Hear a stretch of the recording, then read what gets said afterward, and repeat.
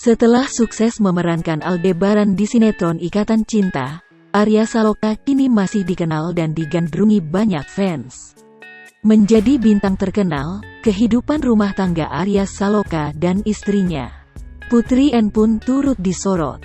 Meski sesekali diterpa isu tak sedap, Putri N dan Arya Saloka membuktikan sampai kini hubungan rumah tangga mereka baik-baik saja. Arya Saloka masih membuktikan dirinya adalah sosok family man. Terbukti ketika ia pulang ke rumah, pemandangan indah satu ini terekam kamera. Kehidupan pribadi Arya Saloka saat di rumah kerap jadi buruan netizen.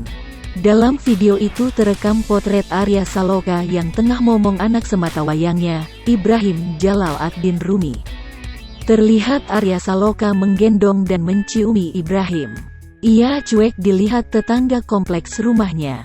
Sementara raut wajahnya tampak begitu bahagia.